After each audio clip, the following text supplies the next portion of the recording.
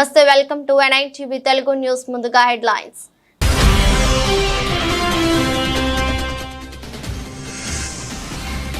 మూసీ ప్రక్షాళనకు కట్టుబడి ఉన్నామన్న సీఎం రేవంత్ రెడ్డి. మూసీని అద్భుతంగా తీర్చిదిద్దితే తప్పకుండా మన ఆడబిడ్డలకు ఆ పేరు పెట్టుకుంటారని ధీమా.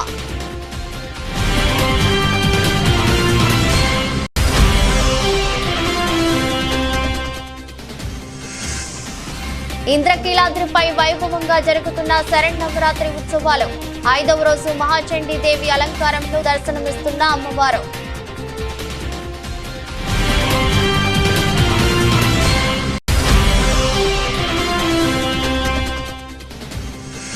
నేడు రేపు ఢిల్లీలో పర్యటించనున్న ఏపీ సీఎం చంద్రబాబు. ప్రధాని మోదీ సహా పలువురు కేంద్ర మంత్రులతో సమావేశాలు, కీలక అంశాలపై చర్చ.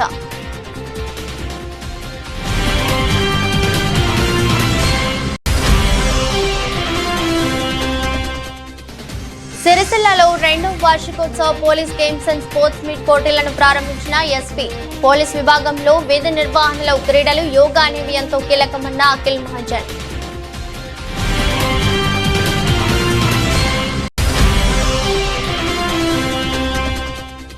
ఇంద్రకీలాద్రిపై భక్తులకు పంపిణీ చేసే లడ్డూ ప్రసాదం కోర్టును పరిశీలించిన జిల్లా కలెక్టర్ సూచన. లడ్డూ నాణ్యతకు సంబంధించిన వివరాలను అధికారులను అడిగి తెలుసుకున్న కలెక్టర్.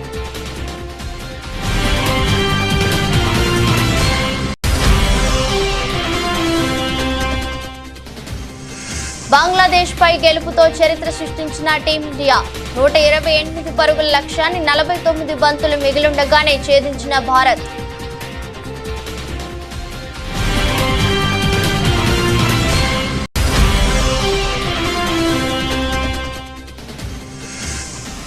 లాభాల నుంచి నష్టాల్లోకి స్టాక్ మార్కెట్లో 1537 పాయింట్లు కోల్పోయిన మిడ్ క్యాప్.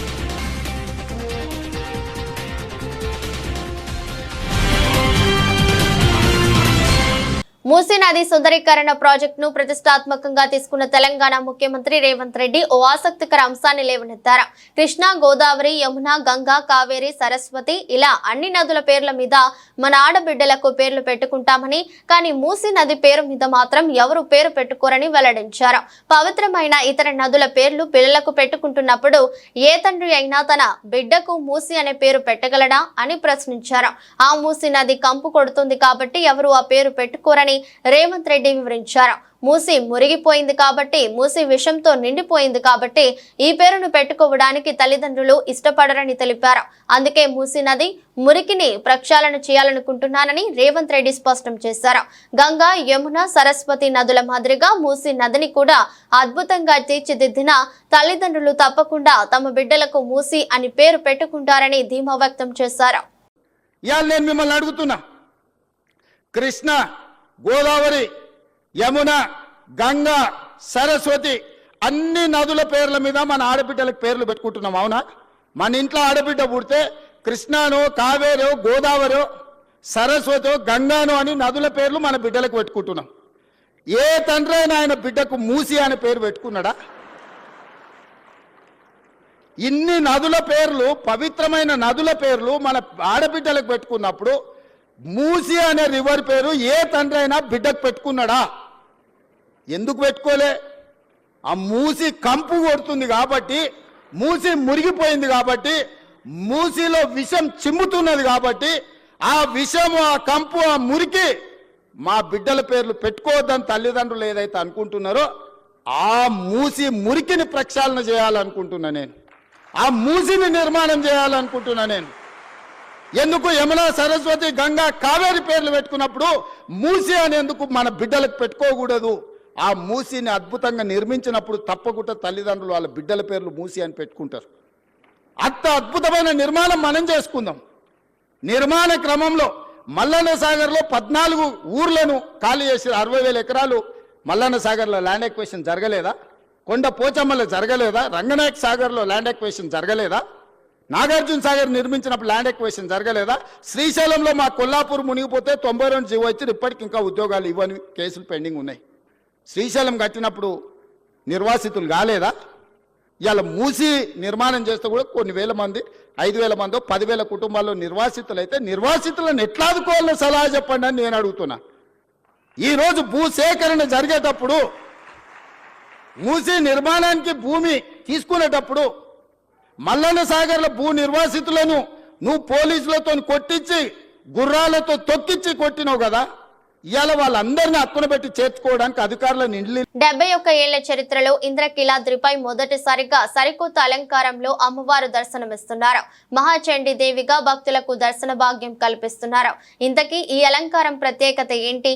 ఎప్పుడూ లేనిది ఇప్పుడే ఎందుకు ఇలా అలంకరించారంటే ఆదిపరాశక్తి అఖిలాండ కోటి బ్రహ్మాండ నాయకి ఆయన బెజవాడ కనకదుర్గమ్మ పుణ్యక్షేత్రంలో దసరా మహోత్సవాలు 5వ రోజుకు చేరాయి.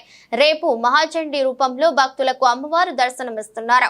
దేవతల కార్యసిద్ధి, దుష్ట శిక్షణ, విష్ట రక్షణ కొరకు మహాలక్ష్మి, మహాకాళి, మహాసరస్వతి త్రిశక్తి రూపిణిగా శ్రీ మహాచండీ ఉద్భవించింది. చండీ అమ్మవారిలో అనేక దేవతలు కొలువై ఉన్నారు.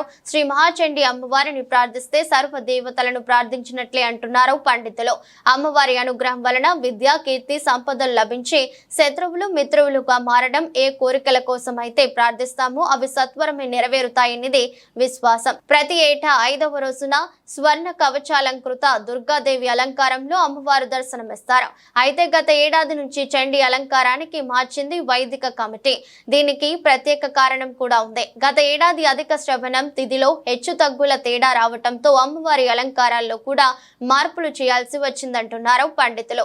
పైగా ఈ మధ్య కాలంలో ఇంద్రకీలాద్రిపై నిత్యం చండీ హోమాలు జరుగుతుండటంతో అమ్మవారికి చండీ అలంకారం వేసేందుకు ఆలయ అధికారులు నిర్ణయించారు. పెద్ద ఎత్తున భక్తులు అమ్మవారి దర్శనానికి వస్తున్నారు. మొదటి 3 రోజుల్లోనే 2 లక్షల మందికి పైగా భక్తులు అమ్మవారిని దర్శించుకున్నారు. ఇక రేపు ప్రత్యేక అలంకారం కావడంతో భారీ స్థాయిలో భక్తులు వచ్చే అవకాశం ఉందని అంచనా వేస్తున్నారు. అందుకు తగినట్టు ఏర్పాట్లు కూడా చేస్తున్నారు. జై దుర్గా, జై నమః. మాతర్మే మధుకైట భగ్ని మహిష ప్రాణాపహారోద్యమే హేలా నిర్మిత ధూమ్రలోచన వధే హే చండముండార్దిని నిశేషీకృత రక్త బీజదనుజే నిత్యే నిశుంభావహేషు సింహధ్వంసని సంహరాషు దురితం దుర్గే నమస్తే అంబికే. దుర్గా జై నమః. జగన్మాత దుర్గాదేవి ఆలయంలో శరవన్నవరాత్రి ఉత్సవాలు అత్యంత వైభవపేతంగా జరుగుతున్నాయి. ఈరోజు 5వ రోజు అమ్మవారికి చండముండాసురుల్ని సంహరించినటువంటి శుంభ నిశుంభాదుల్ని సంహరించినటువంటి జగన్మాత చండీ అమ్మవారు. అటువంటి అమ్మవారిని ఇక్కడ నిత్యం సేవిస్తూ ఉండటం జరుగుతూ ఉంటుంది. మార్కండేయ పురాణాంతర్గతమైనటువంటి యొక్క చండీ సప్తశతీ పారాయణలో కూడా అమ్మవారి యొక్క విశేషాదాన్ని అనేక విధంగా వర్ణించడం జరిగింది. మరి నిత్యము కూడాను ఇక్కడ చండీ హోమం కూడాను జరుగుతూ ఉంటుంది. అందువల్ల అమ్మవారి త్రిశక్తి స్వరూపిణి కాబట్టి ఇక్కడ చండీమాతగా అమ్మవారిని ఈ శరన్నవరాత్రి ఉత్సవాల్లో ఈ సంవత్సరం ప్రత్యేకంగా అలంకరించడం జరుగుతున్నది. అటువంటి జగన్మాతని ఆరాధించడం వల్ల మనకి శత్రు భయములన్నీ నివారణ అయ్యి సకల శుభాలు జరుగుతాయి.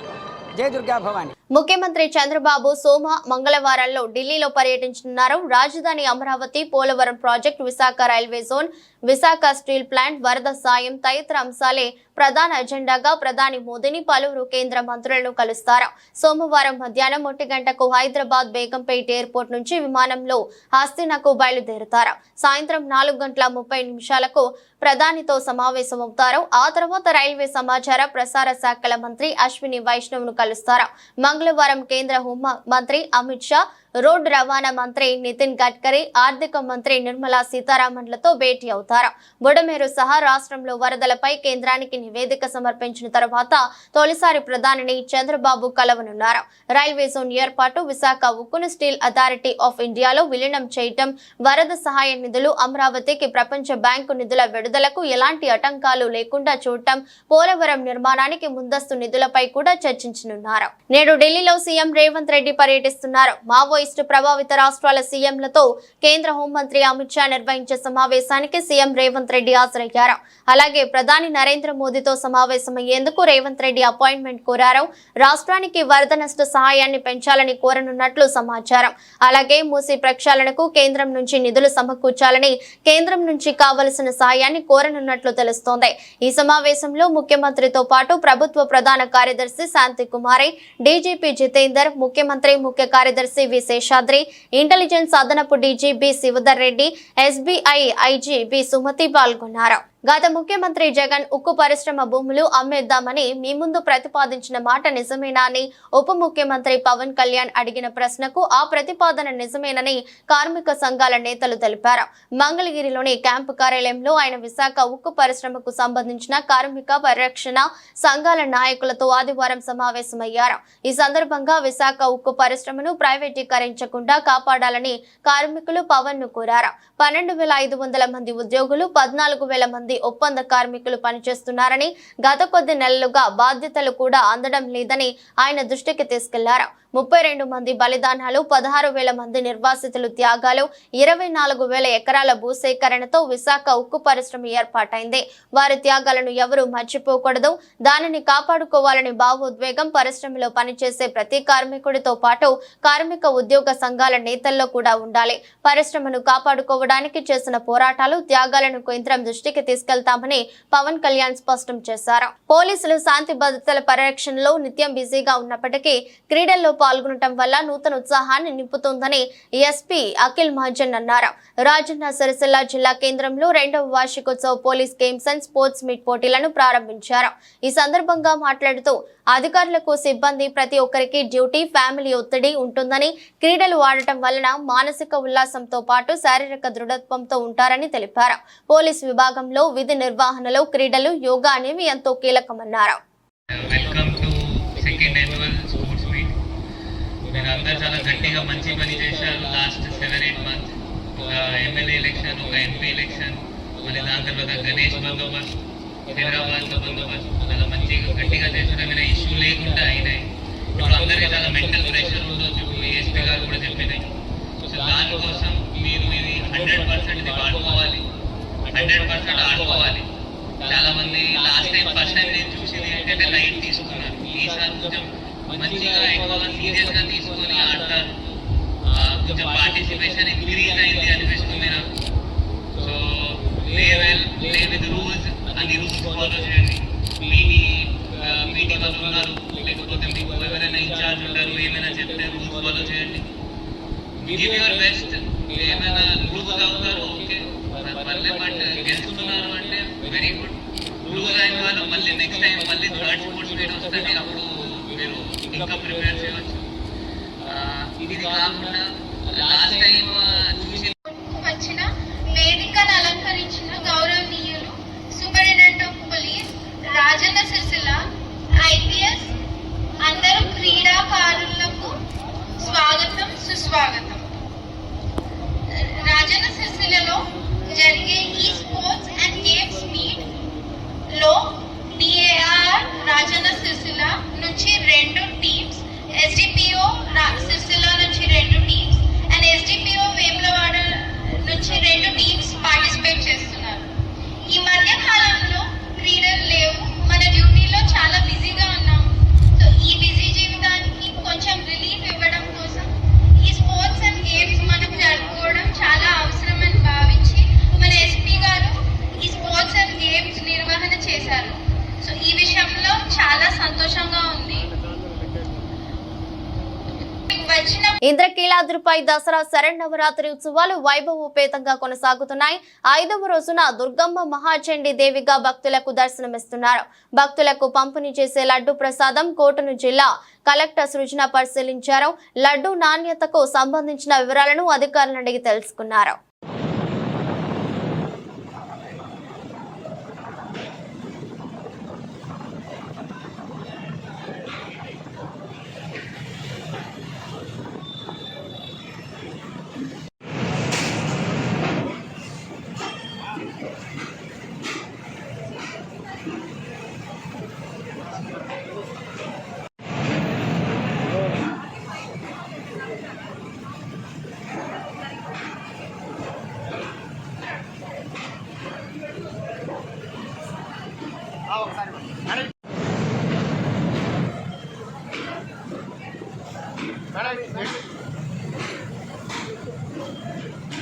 విశాఖపట్నం హనీ ట్రాప్ కేసులో పోలీసులు విచారణను ముమ్మరం చేశారు. ఇప్పటికే ఈ కేసుకు సంబంధించి పలువురిని అదుపులోకి తీసుకున్న పోలీసులు వారిని విచారించే క్రమంలో పలు సంచలన విషయాలు వెలుగులోకి వచ్చినట్లు తెలుస్తోంది. దాంతో ఈ కేసును లోతుగా విచారిస్తున్నారు. బాధితులు ఇంకా ఎవరైనా ఉంటే వెంటనే తమను సంప్రదించాలని పోలీసులు కోరారు. హైదరాబాద్ కేంద్రంగా ఓ ముఠా ఈ వ్యవహారాన్ని నడిపినట్లు పోలీసులు గుర్తించారు.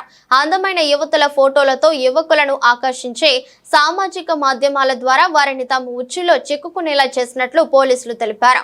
బాధితులకు మాదక ద్రవ్యాలు ఇచ్చి వారు మత్తులోకి జారుకున్న తర్వాత యువతులు సన్నిహితంగా ఉన్నట్లు ఫోటోలు తీసేవారు. అంతే ఆ తర్వాత ఆ ఫోటోలను అడ్డుపెట్టుకుని బ్లాక్మెయిల్ చేయటం చేశారు. తద్వారా వారి నుంచి భారీ మొత్తంలో నగదు వసూలు చేశారు. తమ ప్రైవేట్ ఫోటోలు బయటకు వస్తే పరువు పోతుందన్న భయంతో బాధితులు ఆన్లైన్ ద్వారా భారీగా డబ్బులు సమర్పించుకున్నారు. ఈ వ్యవహారంలో చాలా మంది యువకులు చిక్కుకున్న పోలీసులు అనుమానిస్తున్నారు. దీంతో నిందితుల ఆన్లైన్ లావాదేవీలపై పోలీసులు నిఘా పెట్టారు. వారి నగదు లావాదేవీలపై ఆరా తీస్తున్నారు. త్వరలోనే ఈ కేసును ఒక కొలిక్కి తీసుకువస్తామని పోలీసులు వెల్లడించారు. నిందితులు ఎవరైనా సరే వదిలిపెట్టే ప్రసక్తి లేదని స్పష్టం చేశారు. Interesting case. ఈ అమ్మాయి నిన్న ఏం జరిగిందంటే ఆ అబ్బాయి తల్లి వచ్చాడండి నా దగ్గరికి. అబ్బాయి తండ్రి దుబాయ్లో ఉన్నారండి. అబ్బాయి తల్లి వచ్చి మొత్తం ఈ విషయం చెప్పి ఏం చెప్పారంటే ఆ అబ్బాయి అమ్మాయితో కలిసి వచ్చాడండి తల్లిదండ్రుల మీద కంప్లైంట్ చేయడానికి. అంటే మీరు అర్థం చేసుకోండి, అబ్బాయిని ఏ విధంగా గ్రిప్లో పెట్టారు. అప్పుడు వరకు అబ్బాయికి నేర్పించారు, మీరు మీ తల్లిదండ్రుల గురించి పోలీస్కి పోయి చెప్పండి, సిపి గారికి పోయి చెప్పండి. తర్వాత లోపలికి వచ్చి మాట్లాడుతూ ఉంటే స్లోగా ఆ మత్తు పదార్థం ఏదో పెట్టారు. ఆ ఇన్ఫ్లుయెన్స్ పోయిన తర్వాత మొత్తం అతనికి అంత మెమరీ రిటర్న్ వచ్చి స్లోగా మొత్తం చెప్పాడు, ఎలా ఎలా ఎలా ఎలా ఇదంతా చేశారు. ఈరోజు మనం పేపర్లో చదివాం కదా, ఇదంతా చెప్తే మేము వెంటనే కేసు రిజిస్టర్ చేయమని ఆర్డర్ ఇచ్చాము. తర్వాత ఈ విషయం తెలుసుకొని ఇంకొకరు విక్టిమ్ ముందుకు వచ్చారండి కంచర్పాలెంలో. అతన్ని కూడా అదే మాదిరిగా చాలా రోజులు ఇలాగే మత్తు పదార్థాలు ఇచ్చేసి మొత్తం డబ్బు లాక్కొని ఫ్యామిలీ నుండి దూరం చేసి ఇలాగే చేశారు. ఇప్పుడు మాకు తెలుస్తుంది ఆ గ్యాంగ్ లో చాలా మంది ఉన్నారు. వాళ్ళు ఇలాగే డబ్బు గల వ్యక్తులు ఎవరెవరు మేల్ మెంబర్స్ ని గుర్తిస్తారు, చేసి ఈ అమ్మాయిని వాళ్ళ దగ్గరికి పంపిస్తారు. అమ్మాయి ఫస్ట్ ఏదో ఇన్స్టాగ్రామ్ ఫేస్బుక్ ద్వారా పరిచయం అవుతుంది, లేకపోతే డైరెక్ట్ గా షాప్ దగ్గరికి వచ్చి మేము డిజిటల్ మార్కెటింగ్ చేస్తాం, మీ ప్రొడక్ట్ బాగా మార్కెటింగ్ చేస్తామని ఆ ముసుగులో ముందుకు వస్తారండి. వచ్చి తర్వాత స్లోగా ప్రేమించడం, ఆ నటించడం స్టార్ట్ చేసి తర్వాత ఇంటికి తీసుకెళ్తారు. తర్వాత ఫ్యామిలీ నుండి దూరం చేసి రెగ్యులర్ గా మత్తు పదార్థాలు ఇచ్చేసి ఫిజికల్ రిలేషన్షిప్ పెడతారు. తర్వాత పూర్తిగా అమ్మాయి హోల్డ్కి వచ్చేస్తారు అబ్బాయి. ఇలా చాలా కేసులు జరిగాయని మాకు తెలిసింది. మేము ఒకటి విక్టిమ్స్ కూడా 1 by 1 బయటికి వస్తారని కొందరు భయపడుతున్నారు, మా మర్యాద పోతుందని అంత జరిగిందని. కానీ ఇద్దరు నిర్భయంగా ముందుకు వచ్చారని ఈ లేడీని మనం పట్టుకోగలిగాము. ఈ లేడీని పట్టుకోకుండా ఉంటే ఇంకా ఎంతోమంది వ్యక్తులకు ఈమె ద్వారా హాని జరిగేది.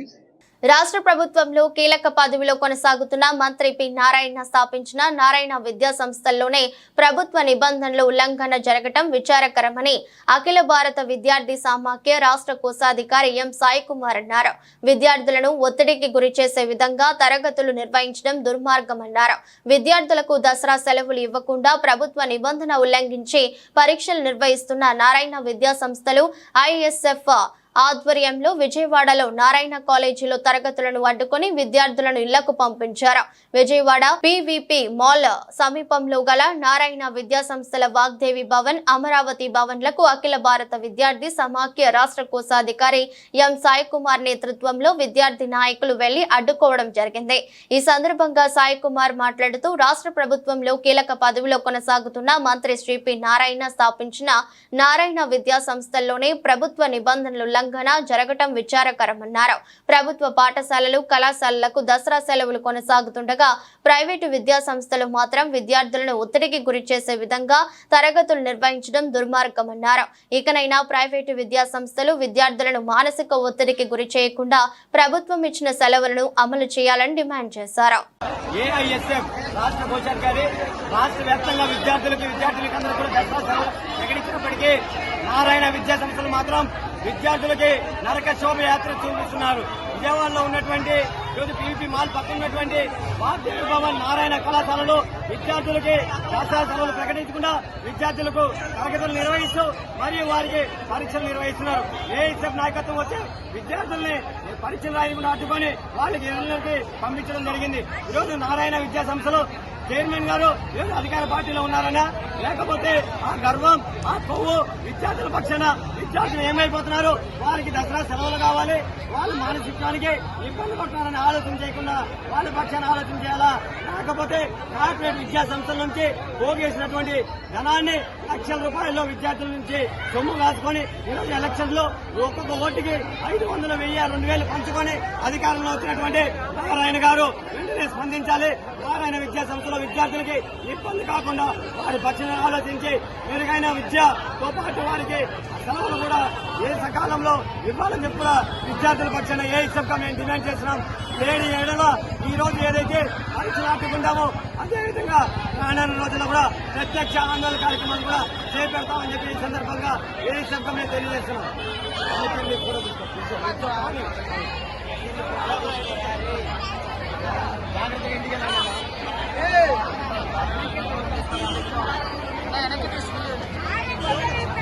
చిత్తూరు జిల్లా పొంగనూరులో 7 ఏళ్ల బాలిక హత్య సంచలనం సృష్టించగా ఎట్టకేలకు పోలీసులు ఈ కేసును ఛేదించారు.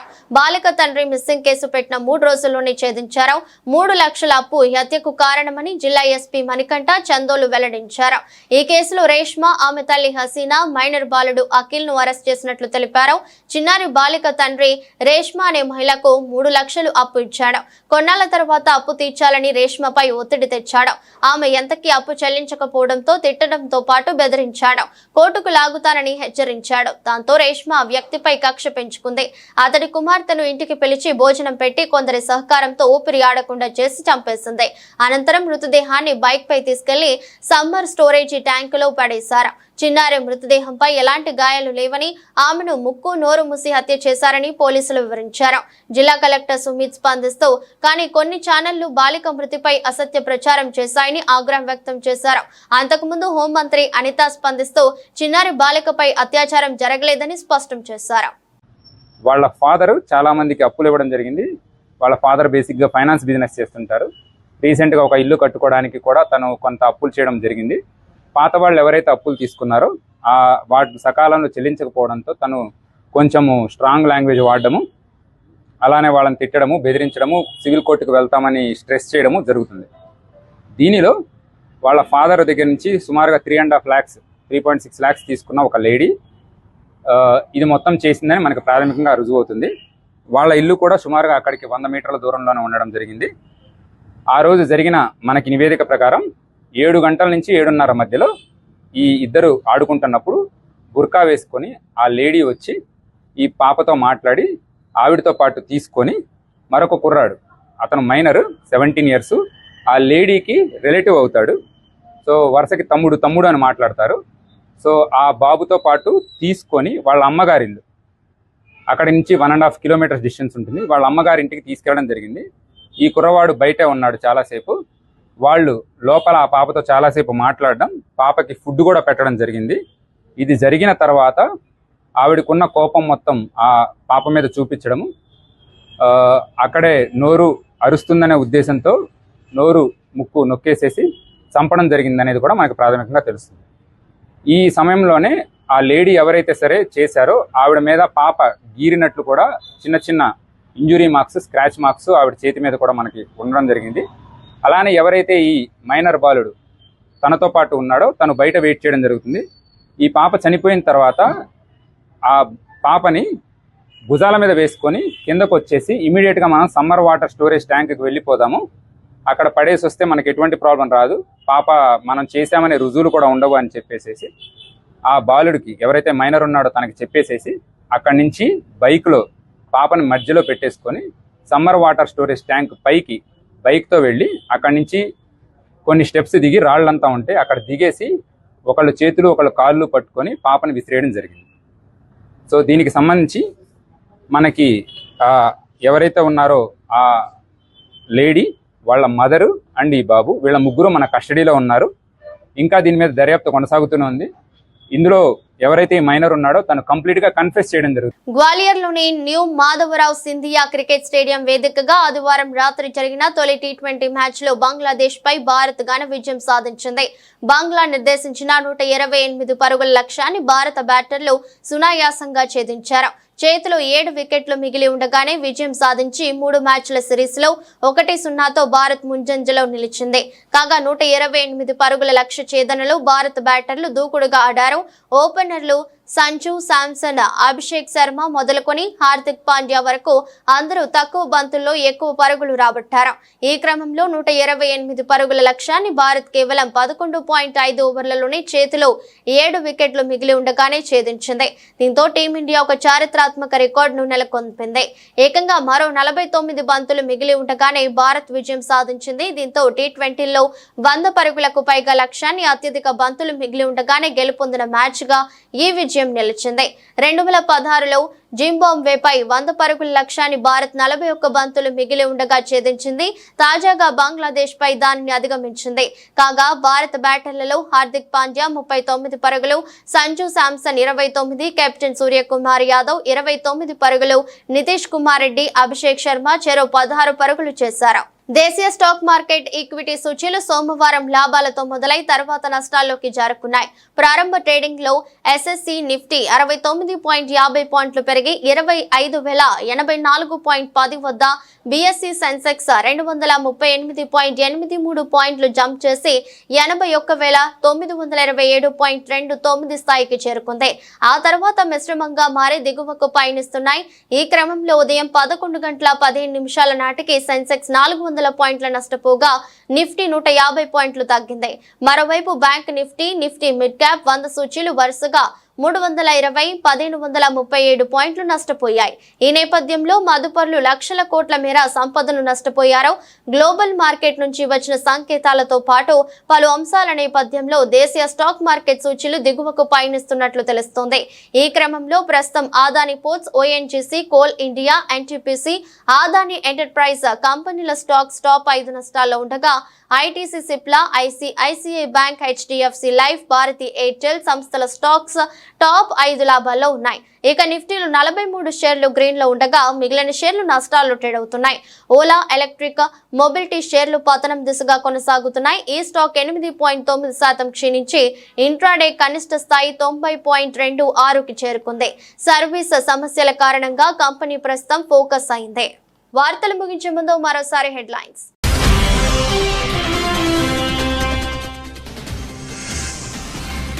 మూసీ ప్రక్షాళనకు కట్టుబడి ఉన్నామన్న సీఎం రేవంత్ రెడ్డి. మూసీని అద్భుతంగా తీర్చిదిద్దితే తప్పకుండా మన ఆడబిడ్డలకు ఆ పేరు పెట్టుకుంటారని ధీమా.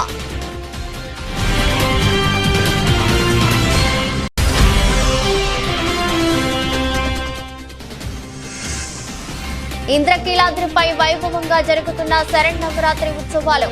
5వ రోజు మహాచండీ దేవి అలంకారంలో దర్శనమిస్తున్న అమ్మవారు.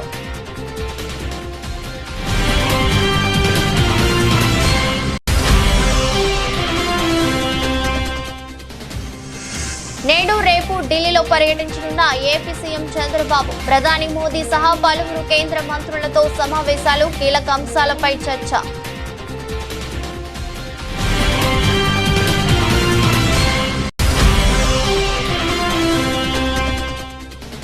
సిరిసిల్లలో 2వ వార్షికోత్సవ police games and sports meet పోటీలను ప్రారంభించిన ఎస్పీ. పోలీస్ విభాగంలో విధి నిర్వహణలో క్రీడలు, యోగా అనేవి ఎంతో కీలకమన్న అఖిల్ మహాజన్.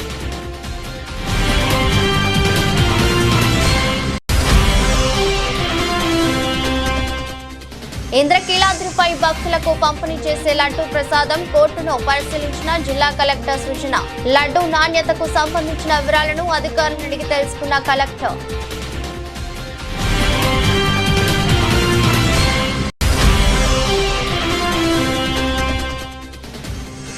బంగ్లాదేశ్ పై గెలుపుతో చరిత్ర సృష్టించిన టీమిండియా.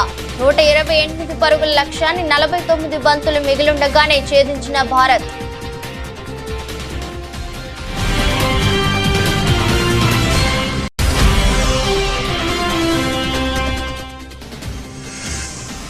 లాభాల నుంచి నష్టాల్లోకి స్టాక్ మార్కెట్లో 1,537 పాయింట్లు కోల్పోయిన మిడ్ క్యాప్.